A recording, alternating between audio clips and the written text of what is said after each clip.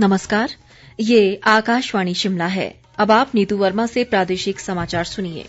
आज के मुख्य समाचार। प्रधानमंत्री नरेंद्र मोदी ने कहा, नए कृषि कानून देश में छोटे और सीमांत किसानों के लिए विकास के नए द्वार खोलेंगे।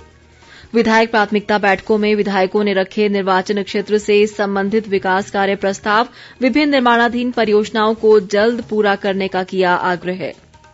केंद्रीय वित्त राज्य मंत्री अनुराग ठाकुर ने किसानों से प्रधानमंत्री पर भरोसा रखने और आंदोलन खत्म कर देश के विकास में सहयोग का किया अनुरोध। और प्रदेश में बर्फबारी से प्रभावित इलाकों में जनजीवन होने लगा सामान्य। सासे ने कुल्लू जिले में भूस्खलन का अलर्ट किया जारी। कोविड-19 महामारी के खिलाफ देश एकजुट होकर लड़ रहा है। आप भी हमारे साथ सुरक्षा और बचाव के 3 आसान एहतियाती उपायों का संकल्प लें। कोविड-19 से बचाव और सुरक्षित रहने के 3 उपाय। मास्क लगाएं, 2 गज दूरी है जरूरी, सुरक्षित दूरी रखें, हाथ और मुंह साफ रखें। अब समाचार विस्तार से। प्रधानमंत्री नरेंद्र मोदी ने कहा है कि नए कृषि कानून देश में छोटे और सीमांत किसानों के लिए विकास के नए द्वार खोलेंगे। आज राज्यसभा में राष्ट्रपति के अभिभाषण पर धन्यवाद प्रस्ताव पर हुई चर्चा का जवाब देते हुए उन्होंने कहा कि कृषि कानूनों का लक्ष्य 12 करोड़ से अधिक लघु और सीमांत किसानों की आकांक्षाओं को पूरा करना है। केंद्र सरकार द्वारा लागू किए गए कई सुधारों और योजनाओं का उल्लेख करते हुए प्रधानमंत्री ने कहा कि एनडीए सरकार गरीबों और किसानों को सशक्त बनाने के लिए प्रतिबद्ध है। नए कृषि कानूनों को वापस लेने की विपक्ष की मांग पर प्रधानमंत्री ने जोर देकर कहा कि रुकावटों से विकास हासिल करने में कभी भी मदद नहीं मिलती। प्रधानमंत्री ने कहा कि एनडीए सरकार ही नहीं बल्कि पहले की सरकारों ने भी समय समय पर कृषि क्षेत्र में सुधारों के प्रयास किए हैं। प्रधानमंत्री ने आश्वासन दिया कि न्यूनतम समर्थन मूल्य जारी रहेगा और नए कृषि कानून किसी भी तरह से कृषि उपज विपणन समितियों को कमजोर नहीं करेंगे। मैं विश्वास दिलाता हूं कि मंडियां अधिक आधुनिक बने, अधिक प्रतिस्पर्धी होगी। इस बार बजट में भी उसके लिए हमने प्रावधान किया है। इतना ही नहीं, एमएसपी है, एमएसपी था, एमएसपी रहेगा। राज्य सरकार ने आगामी वित्त वर्ष 2021-22 के लिए करीब 9,405 करोड़ रुपए के परिव्यय प्रस्तावित किए हैं। मुख्यमंत्री जयराम ठाकुर ने आज शिमला में अगले वित्त वर्ष के लिए विधायकों की प्राथमिकता बैठक को संबोधित करते हुए ये जानकारी दी।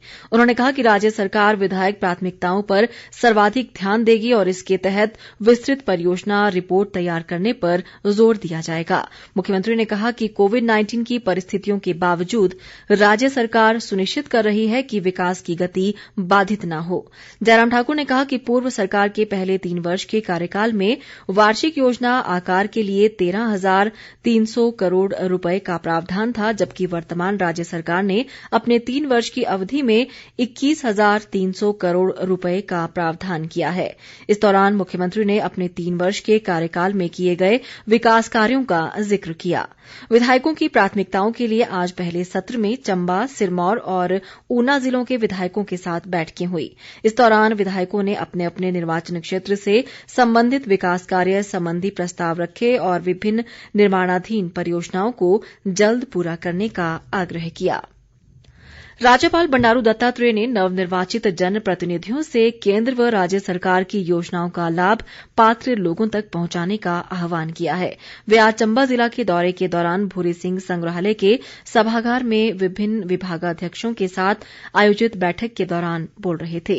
राज्यपाल ने सभी को नई तकनीकों के माध्यम से जन सेवा करने और जनजातीय लोगों सहित किसानों के विकास के लिए कार्य करने को कहा। उन्होंने विकास को तेजी से बढ़ाने के साथ साथ सभी कार्यों में पारदर्शिता लाने की बात कही। इस दौरान उन्होंने रियासत काल के भूरी सिंह पावर हाउस का दौरा भी किया। खाद्य आपूर्ति मंत्री राजेंद्र गर्ग ने कहा है कि प्रदेश में ग्रामीण स्तर तक मूलभूत सुविधाएं मुहैया करवाई जा रही हैं ताकि हर क्षेत्र का समान विकास सुनिश्चित किया जा सके। घुमारवीं के अप्पर गलासी में जन समस्याएं सुनने के दौरान उन्होंने कहा कि हालांकि कोरोना काल में विकास कार्यों की गति धीमी हुई, लेकिन अब दोबारा तीव्र गति से विकास कार्य किए जा रहे हैं।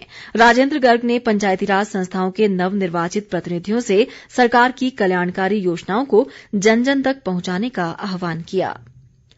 प्रदेश के डिग्री कॉलेजों में आज से नियमित तौर पर कक्षाएं शुरू हो गई हैं। इसके लिए सभी प्रबंध किए गए हैं। कॉलेजों में कक्षाएं लगाने के लिए माइक्रो प्लान बनाए गए हैं और स्वास्थ्य विभाग द्वारा जारी एसओपी के तहत ही विद्यार्थियों को कक्षाओं में बैठाने की व्यवस्था की गई है। पहले दिन आज कुछ कक्षाओं के विद्यार्थियों को ही कॉलेज बुलाया गया था। कोरोना महामारी से बचाव के दृष्टिगत विद्यार्थियों व शिक्षकों सहित सभी कर्मचारियों को मास्क पहनना अनिवार्य है। इसके अलावा कॉलेज गेट पर विद्यार्थियों की थर्मल स्कैनिंग की जा रही है और कॉलेज कैंपस में जगह जगह हैंड सैनिटाइजर रखे गए हैं। केंद्रीय वित्त व कॉरपोरेट मामले राज्य मंत्री अनुराग ठाकुर ने प्रधानमंत्री द्वारा राज्यसभा के माध्यम से किसानों को एमएसपी का भरोसा देने को किसानों के हित में बताया है। अनुराग ठाकुर ने कहा कि प्रधानमंत्री ने अपनी वचनबद्धता दोहराते हुए न्यूनतम समर्थन मूल्य को आगे भी जारी रखने की बात करते हुए किसानों से आंदोलन खत्म करने की अपील की। अनुराग ठाकुर ने कहा कि प्रधानमंत्री ने किसानों की सभी शंकाओं को दूर किया और विपक्ष द्वारा फैलाए जा रहे भ्रामक प्रचार की पोल खोली। उन्होंने किसानों से प्रधानमंत्री पर भरोसा रखने और आंदोलन खत्म कर देश के विकास को गति देने में पहले की तरह अपना सहयोग देने का आग्रह किया है। अनुराग ठाकुर ने कहा कि मोदी सरकार ने किसानों के हित में कई अहम फैसले लिए हैं। प्रदेश में कोरोना मामलों में लगातार कमी दर्ज की जा रही है। आज अभी तक प्रदेश में कोरोना के 9 नए मामले सामने आए हैं, जबकि 35 लोग स्वस्थ हुए हैं। स्वास्थ्य विभाग द्वारा जारी बुलेटिन के अनुसार अब तक 56,479 लोग संक्रमण से पूरी तरह ठीक हो चुके हैं। वर्तमान में सक्रिय मामलों की संख्या 438 है। राज्य में कोरोना से अब तक 972 लोगों की मृत्यु हुई है। मौजूदा समय में मंडी जिले में कोरोना के सर्वाधिक 194 सक्रिय मामले हैं। इसी तरह कांगड़ा जिले में 62, ऊना में 53, शिमला में 33, किन्नौर में 31, सोलन में 23 और सिरमौर जिले में 15 कोरोना रोगी उपचाराधीन हैं।